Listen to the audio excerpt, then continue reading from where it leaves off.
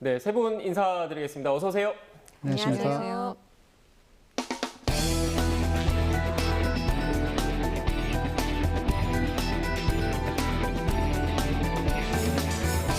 네, 이번 주 리뷰 Y 시간 오늘 다뤄볼 주제부터 들어보겠습니다. 평가원님께서 꼽아주셨죠? 네. 최근 가장 주목도가 높은 보도는 역시 대선 관련 보도일 텐데요. 그래서 오늘은 YTN의 대선 관련 보도와 함께 대선 관련 보도 팩트 체크 어떻게 하고 있는지 좀 살펴보겠습니다. 네. 말씀하신 대로 차기 대통령을 뽑는 그 대선일이 다가오면서 관련된 보도도 급증하고 있습니다. 그래서 오늘 주제로는 대선 관련한 YTN 보도 살펴보겠습니다. 선거철이면 계속되는 네거티브 공방, 그다음에 정책이 실종된 채 이미지만 부각되는 보도들 늘 지적을 받고 있습니다. 이번 대선에서는 특히나 여야 공방을 중계하는 보도들이 많았던 것 같고요. 또 상대 후보들에 대한 의혹 제기, 정책보다는 우리가 선대위를 어떻게 조직해야 되는지 한참 이 얘기를 들어야 했었죠. 그리고 심지어는 인재 영입과 관련된 그런 보도들이 굉장히 많았습니다. 이런 의혹, 논란에 대해서 언론의 책임 없다라고 할 수 없을 것 같은데요. 그런 가운데 가짜 뉴스도 많아지고 있어서 이에 대한 팩트 체크 어느 때보다 중요해지고 있습니다. 각 언론사별로 팩트체크 코너가 그래서 별도의 코너나 프로그램들로 마련이 되고 있는 것 같습니다. YTN의 경우는 앵커 브리핑을 통해서 많이 하고 있고요. 또 팩트Y, 또 취재인 팩트 등의 별도의 코너가 있습니다. 여기에 충실하게 지금 팩트 체크를 해 나가고 있는 것으로 평가되고 있습니다. 네. 후보들을 둘러싼 여러 의혹들이 제기되고 있기 때문에 유권자들의 현명한 판단을 도와주기 위해서는 결국 무엇이 진짜이고 무엇이 가짜인지 이렇게 좀 가려주는 역할이 중요하겠죠, 박사님? 네, 맞습니다. 팩트체크는 정치인의 발언에서 혼동이 있을 만한 내용이거나 구체적인 근거를 알고 싶었던 것을 자세하게 알 수 있게 합니다. 언론사들이 정치인의 발언 하나하나 검증한다고 하면 아무래도 정치인들 역시 한마디 발언도 더 신중하게 해야 한다라고 생각하지 않을까요? 지난 5일 팩트와이 이재명 호남 지지율 낮다, 지지율 득표율 비교 오류를 보면은요, 토론회에서 나온 쟁점을 놓고 사실이 그러한지 검증한 보도를 냈습니다. 한 토론회에서요, 진행자가 이재명 민주당 후보의 지지율을 놓고 호남에서 지지율이 과거 민주당 대선 후보들의 수준에 미치지 못했다라는 언급이 있었는데요. 이 후보의 어떤 최근 호남 지지율이 과거 민주당 후보의 최종 득표율과 비교하는 것은 기준 자체가 다르기 때문에 사실은 신중한 표현이 필요한 보도였습니다. 언론에 노출이 많은 정치인이나 또 언론 관계자가 이 유권자들에게 오해를 살 만한 잘못된 정보를 제공하며 선거 결과에도 영향을 미칠 수 있다는 점에서 사실관계를 잘 짚어준 보도였습니다. 이제 이렇게 그 후보에 대한 팩트 체크뿐만 아니라 선거 패러디와 관련된 그런 팩트 체크도 있어서 흥미로웠습니다. 팩트 Y 정치 홍보물 코카콜라는 되고 오뚜기는 안 된다라는 그 제목의 보도였는데요. 굉장히 흥미로웠습니다. 선거에서 특히 이제 제품이나 브랜드명을 패러디하는 경우들이 있잖아요. 이럴 때 그 상표권이 어느 정도 활용이 가능한 건지 상표권보다는 그 표현의 자유가 더 우위라는 그런 설명이 또 여기 첨부가 돼서 흥미로웠고요. 여기 마지막에 그 기자 멘트 보면 이런 그 패러디 사례들이 사회적으로 합의를 만들어가는 과정에 있다라는 말을 하거든요.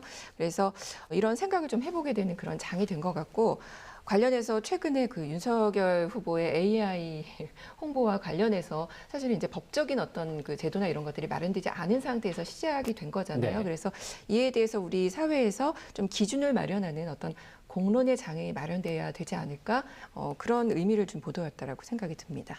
저도 12일 그 팩트와이 AI 윤석열 미국에서는 법 위반이다라는 보도를 흥미롭게 봤습니다. 아바타 선거운동 시대가 열렸다는 이야기가 나오고 있는데요.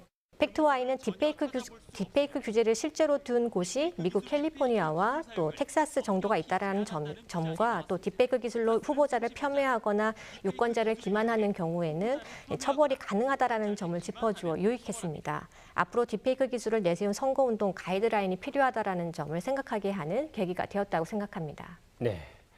박사님 말씀하신 것처럼 하루가 다르게 또 신기술이 나오고 있지 않습니까? 그에 맞춰서 선거 운동도 변화가 되고 있는 만큼 거기에 대한 그 사실관계 이런 여부들을 좀 짚어주는 것도 의미가 있는 것 같습니다. 예, 그렇습니다.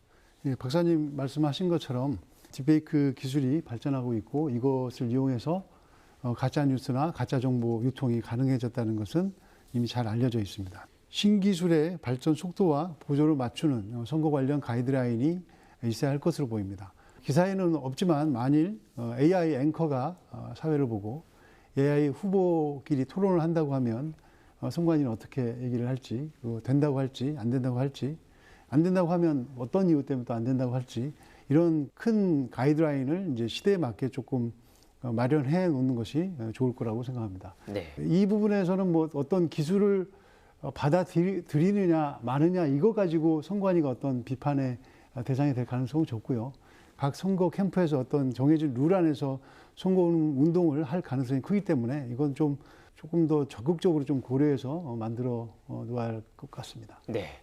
지금까지 팩트 체크의 중요성 그리고 신기술과 관련된 이야기들을 해봤는데 평가원님, YTN 대선 보도의 전체적인 흐름은 어땠습니까? YTN이 이번 정말 복잡하죠. 이런 대선 상황에서 언론으로서 어떤 목소리를 내고 있는가를 좀 살펴봤으면 좋겠습니다. 특별히 이제 최근에 이미지만 부각되는 상황들, 그다음에 90년대 후반부터 시작되는 인재 영입의 문제들, 이런 것들도 앞으로 계속 돼야 될지 말아야 될지 방향을 좀 제시해 줄 필요가 있거든요. 그러니까 이런 여러 가지 문제점들을 YTN이 과연 제대로 짚어놓고 있는지, 짚어주고 있는지 이 부분에 대해서도 좀 생각해 봐야 될 것 같고요.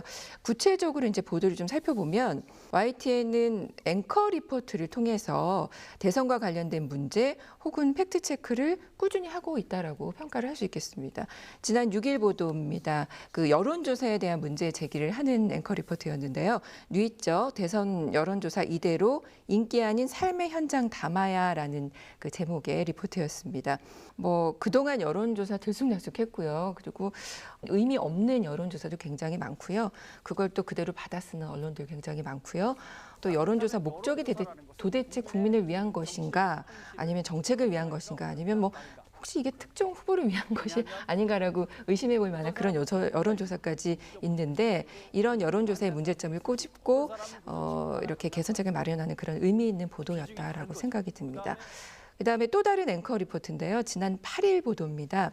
뉘이저의 5월 표절 히틀러 고3 연설 놓고도 신경전이라는 제목의 리포트였는데, 국민의힘 선대위 출범식에서 고3 학생이 이제 발언을 하잖아요. 거기에 대해서 이준석 당대표가 우리 고3이 민주당 고3보다 우월할 것이다라고 발언을 해서 좀 논란이 됐었는데, 이 부분에 대해서 이제 앵커가 정확하게 짚어주고 당대표로서 책임감 있는 발언을 해줄 것을 요청을 합니다. 또 여야 경쟁의 도구로 10대들이 요즘에 굉장히 많이 또 20, 30대 젊은 청년들이 동원이 되는 것 같아요. 그래서 이 부분에 대해서도 좀 경각심을 갖게 하는 그런 좋은 보도였다라는 생각이 듭니다. 그래서 앞으로도 YTN이 선거 문화가 바르게 정착될 수 있도록 이렇게 문제 제기를 지속적으로 좀 해주셨으면 좋겠습니다. 네. 평가원께서 앵커 리포트에 대해서 긍정적으로 평가를 해주셨는데 에디터님께서는 어떻게 보십니까? 뭐 변상욱 앵커, 안기령 앵커 리포트는 뉴스 맥락을 보여줄 때가 많아서 시청자들로부터 좋은 평가를 받을 때가 많은 것 같습니다. 미디어에 대한 비평도 꾸준하게 하고 있고, 시청자들한테 어떤 뉴스를 보여줄 때 이 뉴스의 뒷면에 이런 이야기가 빠졌다, 또 이런 이야기가 있다, 이런 걸 좀 다 설명해 주기 때문에 전체 사안에 대해서 이해를 높여준다고 생각합니다. 이렇게 시청자가 보기에는 사실 앵커 리포트나 이렇게 앵커 브리핑이나 이런 게 보기는 편하지만 준비하기까지는 강진호 앵커도 이제 하시지만 많이 걸리잖아요. 시간이 많이 걸리고. 그래서 그럼에도 불구하고 시청자 센터에서는 이제 시청자 반응도 좋기 때문에 공은 많이 들여야 되지만 이런 것들이 더 많아지면 시청자들로부터 좋은 반응을 얻게 될 것 같아서 이런 것들이 더 많아졌으면 하는 바람을 갖고 있습니다. 네, 평가원님께서 좋은 말씀 많이 해주셨는데요. 반면에 저는 YTN 대선 보도 흐름이나 경향을 전반적으로 살펴봤습니다. 보면 양대 정당 후보자 중심의 보도가 좀 우세하다라는 경향을 좀 지적하지 않을 수 없겠는데요. 심상정, 안철수, 이동연 후보 관련해서는 지난 5일 심상정, 안철수 내일 회동, 시동거는 제3지대 공조, 또 6일 안심 회동, 결선 투표제 도입 추진, 김동연 창당 절차 마무리 정도였고요. 심상정 후보 단독으로는 7일 심상정 심상치 않은 버스 6411로 민생 탐방, 기득권 타파 보도가 있었습니다. 아무래도 이 양당 정치 문제를 지적하는데 이 세 후보의 공통적인 어떤 이 문제의식이 보도에서도 강조되었던 것 같습니다. 그런데 각 후보의 정책이나 이 선거 캠페인에 대한 좀 깊이 있는 접근보다도 이 제3지대 후보자 간의 단일화를 하지 않을까라는 그런 여부에만 좀 계속 언급하는 보도로 비춰지기도 해서요. 결과 예측 중심이라는 그런 보도라는 점에서 좀 아쉽고 또 한계로 보였습니다. 네, 지금 뭐 심상정 후보 말씀을 해주셨는데 사실 후보 검증에 대한 단독 보도들도 대부분 이제 거대 양당 중심으로 치중돼 있다라고 하는 말씀 좀 곁들여 드리고요. 예를 들어 이제 의문투성이 윤 처가 아파트 사업 개발 부담금 매입가 부풀려 제목의 내용인데 이 연속 보도를 통해서 윤석열 후보 처가 회사 측이 부풀린 땅값을 그 양평구청이 그대로 반영했음을 취재해서 굉장히 좀 충격을 줬었죠. 그다음에 그 단독 보도도 이어나갔는데요. 김건희 씨를 단독으로 인터뷰를 해서 낸 보도였습니다.